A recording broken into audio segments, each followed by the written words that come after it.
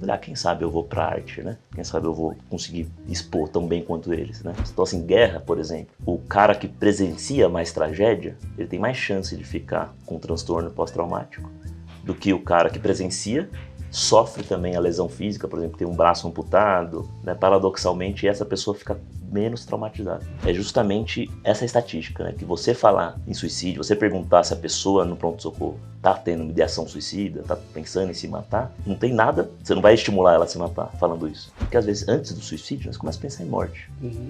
Só que na nossa sociedade a gente é aprendido que pensar em morte é errado. Pensar em morte é um pensamento como qualquer outro.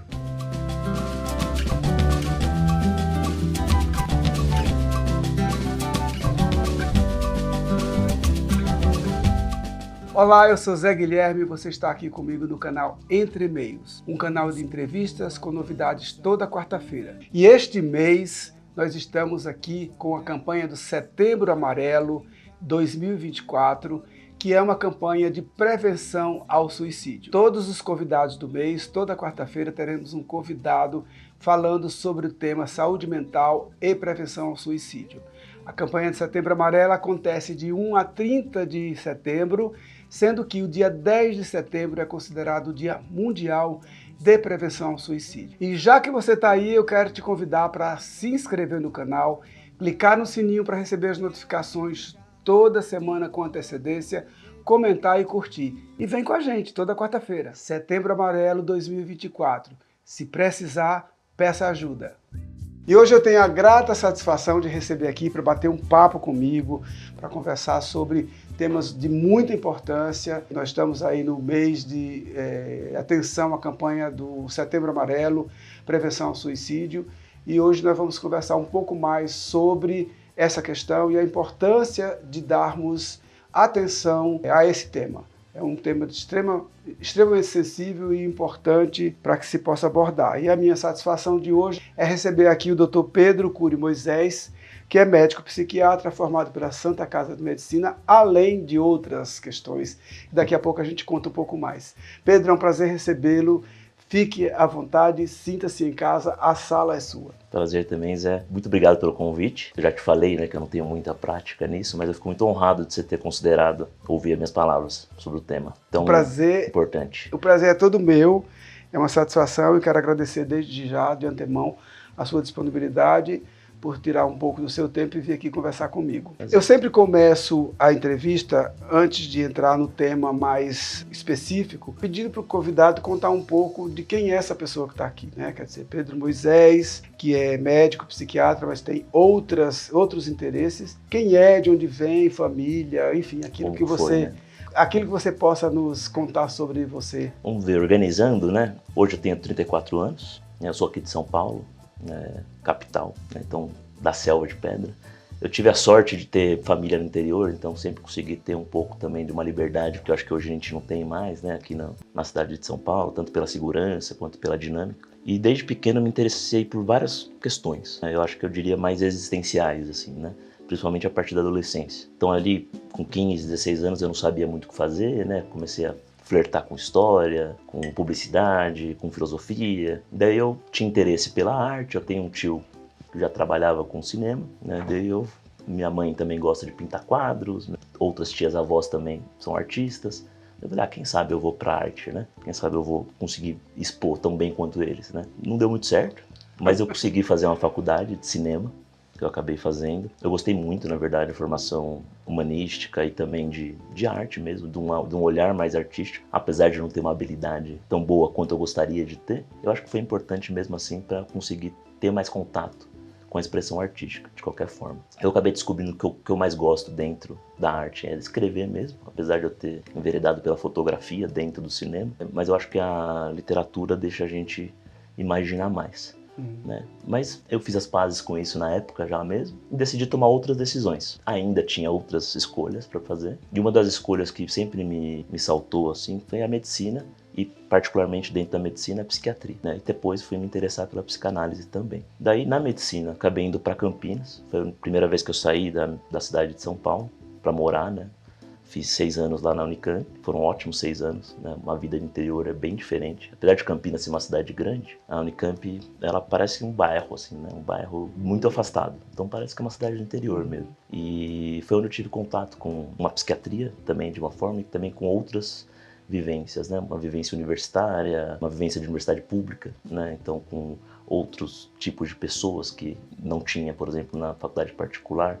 Né, isso foi muito legal, porque tinha um tipo de pensamentos diferentes que eu nunca imaginava, que ampliou ainda mais aquilo que eu comecei a ter ampliado, né, da ponto de vista existencial pela arte, né, mas daí foi pela parte empírica, pela experiência mesmo. E é interessante porque eu estava prestando atenção aí à sua formação e eu achei muito interessante essa coisa da formação em cinema, né?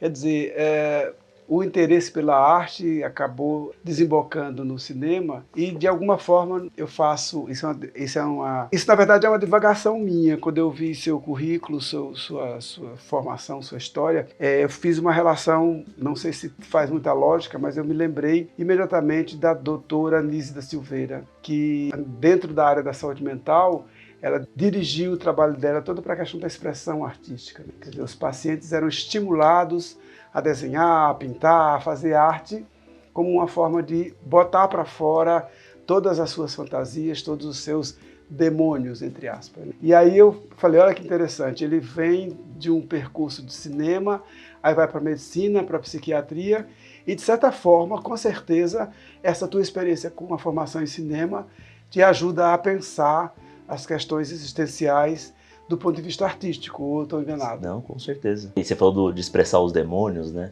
De certa forma também, todo mundo, né, que escolhe uma profissão, a gente quer também, né, salvar, expor nossos demônios, para eles não aterrorizarem tanto a gente. Exatamente. Né? A Anísia da Silveira, que era uma psiquiatra, foi a primeira psiquiatra mulher, se não me engano, né? É a patrona da psiquiatria no Brasil. Ela foi uma mulher fantástica mesmo. E a questão da arte é justamente a melhor forma que o ser humano encontrou, entre outras milhares de formas, mas eu acho que é a forma mais bonita, porque não é uma forma que se presta a ser produtiva, no sentido de produção capital ou produção social, de fato, né?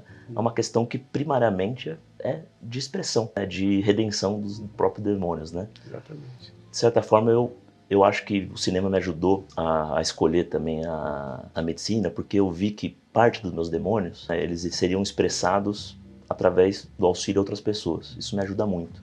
Então tem algo de narcísico também, né? Sem E tentar dúvida. Ajudar o outro, né? Porque a gente acaba ajudando a gente mesmo.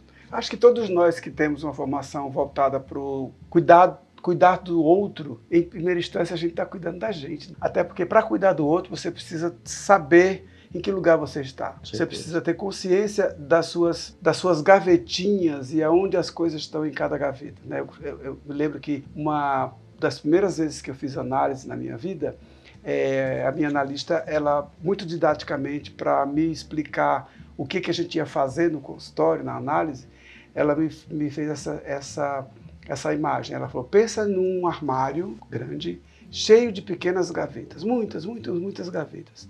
As coisas estão todas misturadas nessas gavetas. Tem botão numa, agulha na outra, misturada com linha, está tudo misturado ali.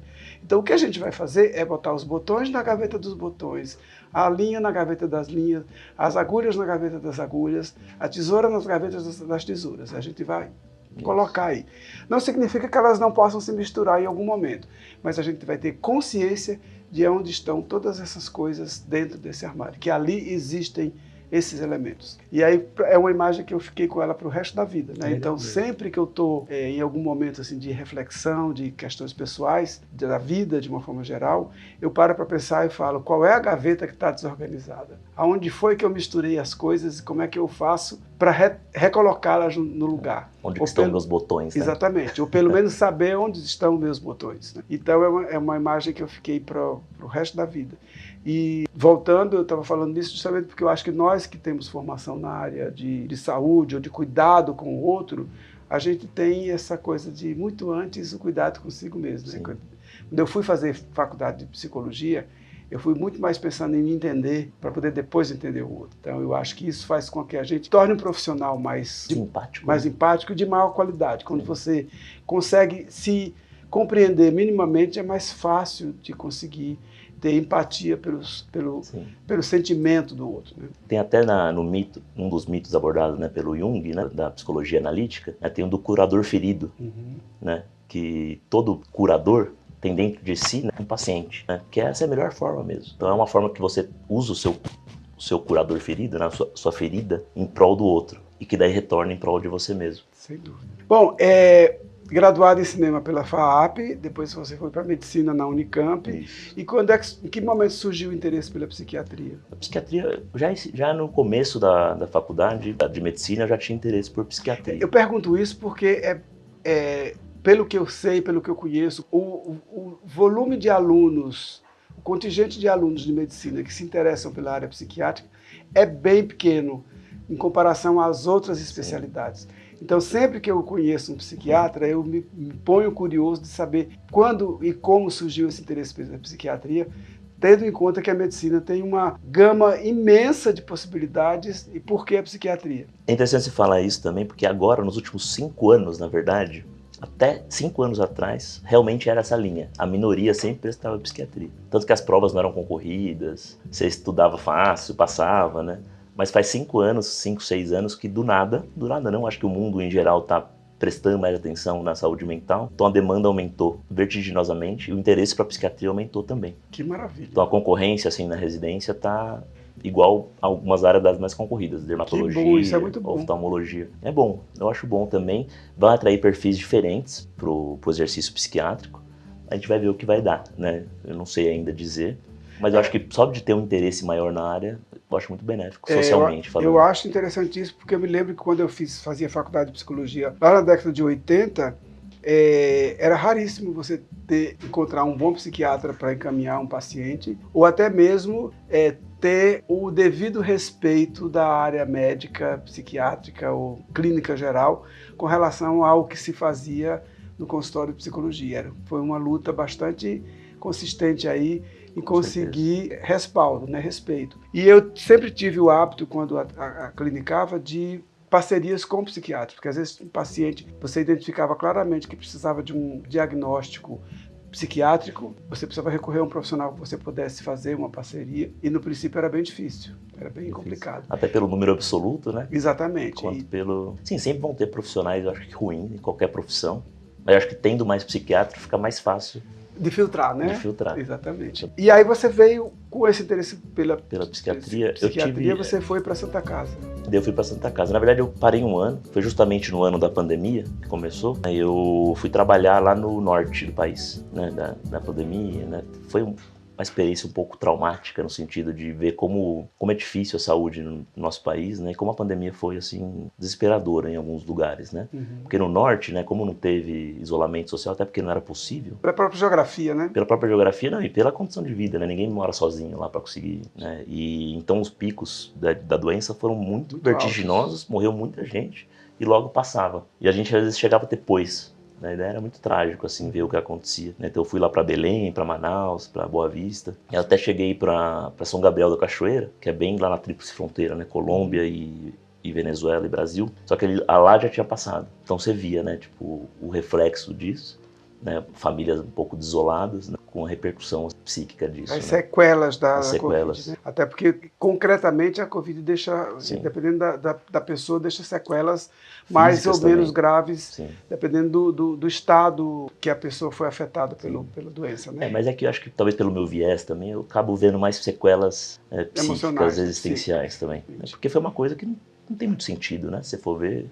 Foi a natureza pura e crua dando um tapa na nossa cara. Exato. Não, e mesmo a gente que vive em São Paulo, nos centros mais modernos, a gente teve, eu particularmente, passei a pandemia toda sozinho em casa, trancado com o cachorro, só eu e o cachorro, e não deixo de ter sequelas por conta disso. Quer dizer, foi um período de isolamento longo, isso fez com que eu me afastasse de pessoas, de amigos, fazer a retomada disso tem sido demorada de lá para cá, porque pessoas que saíram da cidade, pessoas que morreram, pessoas que mudaram de bairro porque a pandemia afetou trabalho, afetou ganho, enfim. E de certa forma parece ter uma barreira, né? Algumas pessoas, né? Acho que foi tão... A defesa precisou ser tão forte que às vezes tem uma defesa, tem uma barreira para conseguir se socializar de uma forma... Uma barreira transparente, né? Eu costumo dizer que é uma barreira de vidro. Isso mesmo. Você vê o outro do outro lado, mas você não consegue avançar. Exato. por conta desse impedimento. Pedro, falando dessas questões de sofrimento psíquico, sofrimento emocional, sequelas de Covid, aí a gente vem para a questão do suicídio, para a questão dessa campanha tão importante que é o Setembro Amarelo, que é uma campanha que instiga as pessoas a darem atenção a esse tema, não que não seja necessário dar atenção a esse tema ao longo do ano, todos os dias, todas as horas, mas o Setembro Amarelo ele vem com essa perspectiva de reforçar a questão da atenção a esse tema tão sensível e delicado que é a questão do suicídio e a prevenção ao suicídio. Qual é a tua experiência no teu trabalho como psiquiatra? Qual é a tua experiência de contato com ideação suicida, com tentativas de suicídio? Como é que tem sido para ti essa... Tendo a experiência no pronto-socorro, principalmente, né, quando a gente atende pronto-socorro, é onde a gente mais vê. E tem, praticamente todo dia tem algumas ideações suicidas. A ideação suicida acaba sendo muito prevalente. Né, o próprio suicídio, né, tem aumentado nos últimos 20 anos, né, no Brasil, embora tenha diminuído no mundo em geral. Né, e lesões de automutilação também têm aumentado. É que nem sempre a automutilação, né, que é corte, você se machucar, está envolvido com pensamento de morte. Às vezes é só para aliviar uma dor psíquica. Alívio da angústia. Alívio da angústia, isso mesmo. Você traz para o corpo uma angústia psíquica. Às vezes até é complicado de entender. Como é que você alivia a angústia se cortando, se machucando? Né? Mas, assim, é um mecanismo psíquico bastante importante de ser considerado, porque, apesar de não ser uma ideação suicida, é um alívio de angústia imediato e é uma pulsão angústia de morte, né? Exatamente. Não deixa de ser pulsão de morte. E é uma angústia tão grande que precisa do sangue, de dar o sangue para conseguir aliviar, né? Sim, precisa causar dor, né? Precisa causar Porque dor. Tem uma coisa da autopunição. Uma outra dor, né? Uma dor contraposta. E é legal você falar isso, né? Porque fazendo uma digressão dos transtornos do estresse pós-traumático, né? Tem pesquisas que mostram que quando tem um trauma acompanhado de algo físico, a chance de você ficar com um transtorno pós-traumático é menor do que se você tem um trauma só psíquico. Só psíquico. Apesar dos traumas serem iguais. Então, assim, guerra, por exemplo, o cara que presencia mais tragédia, ele tem mais chance de ficar com um transtorno pós-traumático do que o cara que presencia, sofre também a lesão física, por exemplo, tem um braço amputado, né? Paradoxalmente, essa pessoa fica menos traumatizada. Talvez porque tenha sublimado ali no corpo, né? A gente pode fazer as indagações. Exatamente. Bom, só dando algumas informações aqui sobre a campanha de Setembro Amarelo, o mote desse ano é: se precisar, peça ajuda. Esse é o slogan da campanha de 2024. Essa campanha ela foi criada em 2013. O Antônio Geraldo da Silva, presidente da ABP, deu visibilidade a essa questão. A partir de 2014, a Associação Brasileira de Psiquiatria, em parceria com o Conselho Federal de Medicina, passaram a divulgar e conquistaram parceiros no Brasil inteiro com essa linda campanha. Quer dizer, é uma campanha que já está aí há mais de 10 anos. O dia 10 do mês de setembro é considerado o Dia Mundial de Prevenção ao Suicídio, mas a campanha ela se desenvolve ao longo do ano inteiro, do mês inteiro de setembro, de 1º a 30 de setembro, com ações, atenções, alguns órgãos que se disponibilizam para ouvir, para dar informação, para prestar atendimento para pessoas que tenham interesse no assunto prevenção ao suicídio. É uma realidade bastante dura, porque a gente tem aí, de acordo com pesquisas da Organização Mundial de Saúde, uma média de 700 mil suicídios no mundo inteiro. E apesar de a gente ter estatísticas de redução dessas ocorrências no mundo, na América Latina e no Brasil de uma forma especial, elas têm aumentado. Infelizmente têm aumentado, apesar de todos os esforços aí no sentido de melhorar a atenção à questão. No Brasil, hoje, se aproxima de 14 mil casos por ano, ou seja, uma média de 38 pessoas cometem o suicídio por dia. Isso é uma estatística alarmante, né? E aí algumas populações elas são muito mais afetadas. A gente tem conhecimento aí se a falta de atenção à saúde mental ela é uma realidade para a população em geral, aí você fica imaginando para as populações do tipo população LGBT, idosos, adolescentes, crianças, né? E de uma forma muito especial eu reforço a questão da população LGBT, porque é uma população que é bombardeada de sofrimentos, né, das mais variadas formas, seja do preconceito, seja da transfobia, da homofobia, da lesbofobia, enfim, das fobias todas que envolvem a falta de suporte para essa população. Eu tenho tido a oportunidade de trazer aqui algumas pessoas desse segmento e sempre é essa queixa. Quando você convive com uma pessoa depressiva, precisa muito cuidado no tratamento, porque a tendência dos parentes, das pessoas ligadas a ela, o que é? É dizer, não, você tem que reagir, olha, tem aniversário de fulano, levanta e vamos. A última coisa que uma pessoa deprimida quer é ir a um aniversário, é encontrar os amigos, porque ele, quieto na casa dele, ainda consegue segurar o quadro, mas quando ele se expõe socialmente, fica muito mais difícil. Você trouxe duas margens, porque assim, o suicídio é uma coisa multifatorial, né? E legal que você trouxe população idosa, LGBT e criança e jovem. Né? Talvez a parte multifatorial que mais ressalte nas crianças e nos jovens é justamente porque é quando começa a conseguir controlar a impulsividade. Então são pessoas mais impulsivas. Todos nós já fomos jovens, a gente sabe que a gente é mais impulsivo. E por outro lado, da população idosa e LGBT, eles compartilham talvez a marginalização, né? A delegação à solidão. Né? Você é mais solitário, né? Justamente por não ter ambiente, não só de se expressar, mas em quem se apoiar. Né, a rede de apoio. É porque a gente só consegue valorizar a rede de apoio quando a gente não tem. Né? Por isso que a população mais excluída sempre percebe a falta que faz isso. População mais inserida, né, entre aspas, assim, que tem mais suporte social tradicionalmente, não percebe isso às vezes. Né? E às vezes acaba reforçando uma estigmatização, uma marginalização que delega, que acaba favorecendo essa angústia existencial, não ter para onde extravasar. Às vezes o suicídio acaba sendo a saída. Com certeza. Eu sempre Infelizmente. Eu sempre reforço uma questão que eu acho de fundamental importância, porque eu sempre tive esse ponto de vista, independente da minha formação na área de psicologia, antecedendo a ela, eu sempre tive talvez até por isso porque eu fui para a psicologia, para a arte, para a música, antecedendo a isso tudo, eu sempre tive aquela opinião que as pessoas às vezes achavam até um pouco dura, de não passar a mão na cabeça dos amigos. E quando eu falo não passar a mão na cabeça, era no sentido de visualizar que alguma coisa não estava bem, perceber que alguma coisa não caminhava bem com aquela pessoa e apontar para ela, olha, me parece que você não está bem, está precisando de ajuda, eu estou aqui. Tem um ombro amigo, tem um braço amigo, tem um abraço, tem uma palavra, tem um carinho. Eu sempre tive essa postura como ser humano. Talvez até em função de ter sido criado numa família que tinha muito essa... Minha mãe era uma pessoa que eu acho que se ela não tivesse casado, ela podia ser irmã de caridade, ela podia ser freira, ela podia ser enfermeira, ela podia ser um monte de coisa, porque a função dela na vida era ajudar o próximo. Então, pegando esse gancho, eu gostaria da gente desenvolver um pouco a importância que é você estar atento ao outro e, de certa forma, não se privar de apontar ao outro que algo não está bem. Que eu acho que isso é de fundamental importância, às vezes, para que o outro se dê conta de que tem suporte, de que alguém pode suportá-lo. E quando eu falo pode suportá-lo, não é naquele sentido pejorativo de eu não suporto essa pessoa, é de poder dar suporte, né? É de ter suporte. Não é você ficar babando ali, né? Exatamente. Isso, você tá ali, né? Tá ali e pode apontar que alguma coisa não está bem, né? E se disponibilizar para receber.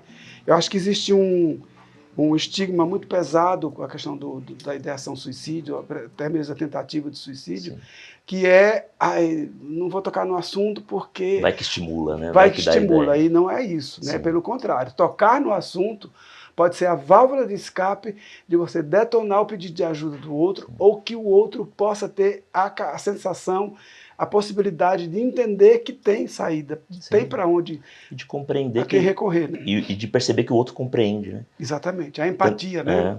Tanto que uma das primeiras coisas que a gente aprende, né, na residência de psiquiatria é justamente essa estatística, né? Que você falar em suicídio, você perguntar se a pessoa no pronto-socorro está tendo uma ideação suicida, está pensando em se matar, não tem nada, você não vai estimular ela a se matar falando isso. A primeira coisa que você aborda é tirar esse estigma.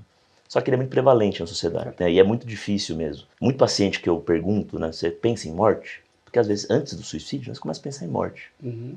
Só que na nossa sociedade a gente é aprendido que pensar em morte é errado, né? Tipo, que ele deve ser reprimido, esse pensamento. Pensar em morte é um pensamento como qualquer outro. Não necessariamente você está pensando em morte justo porque você quer se matar. Às vezes pensar em morte é uma fantasia, né? Quando você é adolescente, às vezes você fantasia, meu funeral, será que viriam as pessoas me verem? Né? E às vezes hoje a gente não tem um espaço social para tolerar nem esse mínimo pensamento. Quanto mais um pensamento de morte efetivo.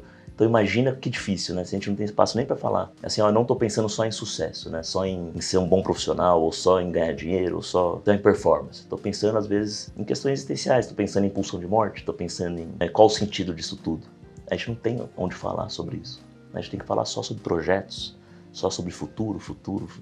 E a gente não fala muito da gente. Então imagina ter espaço para falar de ideação suicida. Com relação a essa questão do Setembro Amarelo e da prevenção ao suicídio, dessa campanha, você tem algum tipo de informação, no meio psiquiátrico, no meio médico, rola esse estímulo à campanha? Sim, tem. Todas as campanhas de mês, né? Todas as campanhas eles têm repercussões controversas no meio médico, né? Eu acho que de uma forma social é sempre bom para inserir essa pauta no social, mas realmente pode ter uma repercussão de estímulo, né, se não for bem feita, porque assim o suicídio pode ser de uma certa forma uma coisa, não o suicídio em si, mas os atos, né, os atos de procura suicida, se for a única saída social inserida, vai virar uma saída, então vai ficar mais prevalente, não porque é uma coisa que já estava inserida, mas talvez porque seja a única forma ensinada de dar vazão à sua angústia. Eu acho que junto com o Setembro Amarelo tinha que ensinar outras formas de dar vazão para a sua angústia, junto com o amparo à ideação suicida sem ser repressora, né? Não sei se eu me fiz entender muito bem.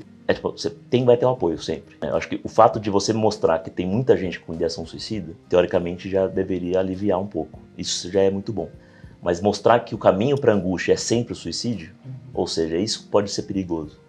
Porque o caminho para a angústia tem outras milhares de coisas, como a gente vê na arte aqui, né? Que pode sublimar de outras formas.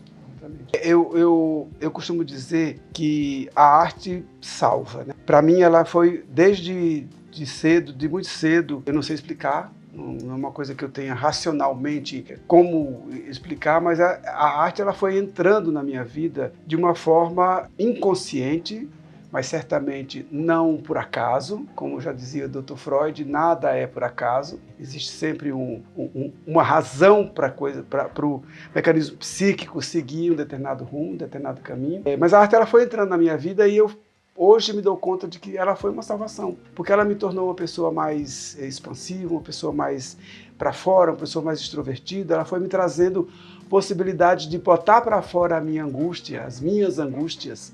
Eu falo no plural porque são centenas, né? Sempre serão, né? Exatamente. São centenas e elas estão presentes todo dia. Não é o fato de eu ter feito anos e anos de análise, não é o fato de eu ter uma formação na área de saúde mental, não é o fato, nada está resolvido. Todo dia tem novidades e tem coisas para serem, digamos assim, recolocadas nas suas caixinhas, né, nas suas gavetinhas. E aí eu sempre que eu faço essa reflexão, eu venho com a imagem da Anísia da Silveira, do trabalho magnífico da Anísia da Silveira, eu venho com essa imagem de que, ótimo, é bacana a gente ter esse processo de uma campanha que, de certa forma, estimule as pessoas a pensarem sobre o tema, e também me preocupa quais são os mecanismos que são oferecidos para que esse tema seja tratado. A gente sabe disso, que a saúde no Brasil é bastante precária, a gente tem muitas dificuldades, e a saúde mental de uma forma muito especial, muito específica, né? O buraco na saúde mental eu acho que é muito maior do que na saúde como um todo. Eu também acho, porque é mais difícil mesmo, né? Por exemplo, na psiquiatria a gente até brinca, né? Quando a gente faz psiquiatria a gente deixa de ser médico, assim, é muito fora, assim, né? Porque o médico, a gente aprende na faculdade, né, a lidar com uma perspectiva, às vezes, curativa sempre, né? E na psiquiatria isso é uma das coisas mais raras, porque,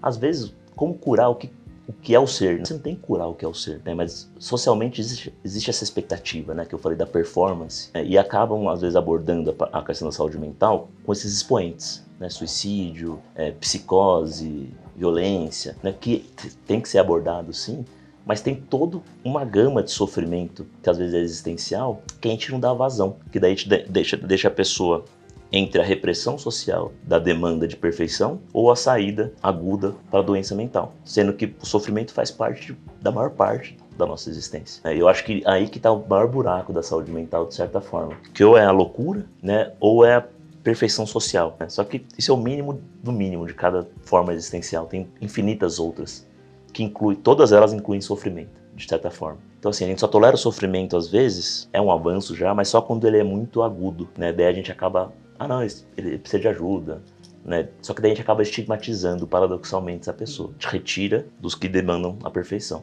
Só que eu acho que na maior parte, às vezes, todo mundo sofre e a gente não quer falar sobre isso. E tem uma coisa de fraqueza, né?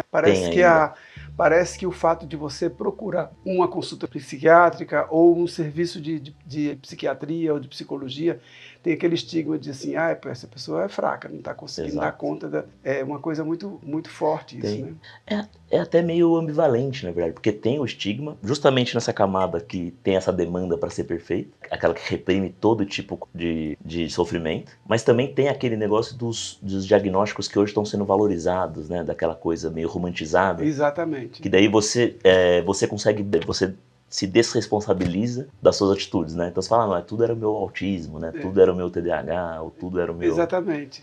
Então tem essa questão ambivalente. Eu tenho percebido muito mais, ultimamente, nos últimos tempos, aí, as pessoas terem mais facilidade de falarem, eu tenho TDAH, eu tenho isso, eu tenho aquilo, eu tenho depressão, eu tenho ansiedade, mas muitas vezes a impressão que me dá é que uma modinha de justificar, e quando eu falo modinha, eu quero botar um aspas bem grande aqui, não estou dizendo que as pessoas fazem isso. Exato, que não tenha sofrimento. Exato, mas virou um pouco uma justificativa constante de desacertos, sim, justificados por esse tipo de questão que, se estão presentes, precisam ser tratadas para que os desacertos não sejam frequentes, né? A presença das redes sociais no mundo hoje, a exigência de perfeição, as pessoas todas nas redes sociais são todas saúde mental absolutamente perfeita, saúde financeira, sim, a casa linda, o vestuário maravilhoso, é tudo muita perfeição, né? E aí quem não está nesse padrão se sente mais excluído ainda do que já é, né? Do que já tem.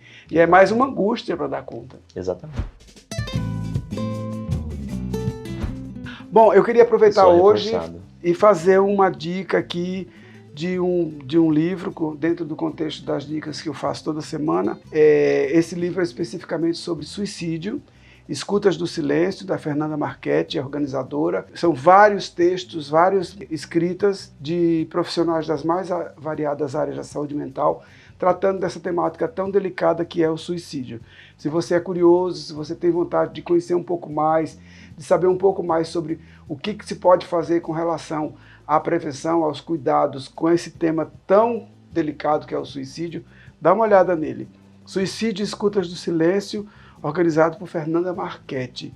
A editora é editora Unifesp, Universidade Federal de São Paulo. Fica a dica. E eu digo, fica esperto porque piscou tem dica. Pedro, por falar em dica, deixa eu te perguntar, você tem alguma dica de algum serviço, por exemplo, Santa Casa, ou aqui ou ali? A gente tem o padrão já conhecido, globalizado aí, que é a busca ao CVV, né? CVV como o primeiro canal de pedido de ajuda. 188, né? 188 é o telefone da CVV, que é um primeiro canal de pedido de ajuda. E a partir dali a CVV pode orientar, encaminhar, dar suporte no primeiro momento de crise, a pessoa não sabe o que fazer, para onde recorrer. Tem mais alguma dica? Sempre numa urgência, realmente o orientado é você procurar pronto-socorro. Não importa se é psiquiátrico ou geral, né? Vai ter uma pessoa para te direcionar lá. É muito melhor do que você achar que não vai ter saída naquele momento, só que a gente sabe que é fácil falar, a angústia toma você, né? E que a única saída ali é você se isolar ou tentar alguma coisa. Sempre procure ajuda antes. Vai ter, né? Em pronto-socorro, vai ter no CVV, com familiares, mesmo que seja difícil esses familiares, ou sozinho ao pronto-socorro. E se você não conseguir sair de casa, tiver muito difícil, tem também o SAMU, eles podem ajudar nisso, o resgate. O SAMU é 192, o resgate é 193, e em última instância até a polícia 190 podem ajudar. Todas essas experiências, né, de chamar alguém podem ser mais traumáticas, mas sempre vai ser melhor, né, esse auxílio do que uma coisa impensada, né, que, de novo, é da nossa pulsão tomar atitudes impensadas e impulsivas, principalmente quando a gente é mais jovem, mas a gente pode inserir nesse repertório da impulsividade e no pronto-socorro, por exemplo. É uma redução de danos. E eu volto a reforçar aqui, volto a falar que é importantíssimo que você, familiar, amigo, namorado, namorada, amante, enfim, quem quer que você seja na vida dessa pessoa, esteja atento e atue no momento que você perceber que você vai entender que é invasivo, está sendo invasivo, que seja, mas em prol de salvar uma vida ou de dar apoio, demonstrar empatia a uma questão delicada como é a ideação suicida, interfira, faça esse papel, porque com certeza você vai ter depois um determinado momento que você vai pensar, ainda bem que eu agi assim. Pedro, foi um prazer enorme conversar contigo, falar sobre essas questões todas que permeiam aí a questão da saúde mental e de forma específica a questão da prevenção ao suicídio. Queria agradecer muito a tua disponibilidade, foi um prazer enorme. Prazer foi meu. Só agradecer. Prazer foi meu, acho que tem muito tema para a gente falar disso, né? Não dá para esgotar. Exatamente. Né? Mas acho que só de eu tentar orientar as pessoas a procurarem saber mais, acho que já está fazendo um ótimo serviço. Parabéns. Valeu. Obrigadão. Obrigado, Zé. E essa foi mais uma entrevista do seu canal Entre E-mails, com novidades toda quarta-feira. Esse mês de setembro, toda quarta-feira, um convidado falando sobre Setembro Amarelo, prevenção ao suicídio. E vem com a gente toda quarta-feira às 19 horas. Um papo leve, informal e, por que não, divertido. E já que você está aí, quero te convidar para se inscrever no canal, clicar no sininho para receber as notificações em primeira mão, curtir e comentar. E vem com a gente toda quarta-feira. Vem com a gente!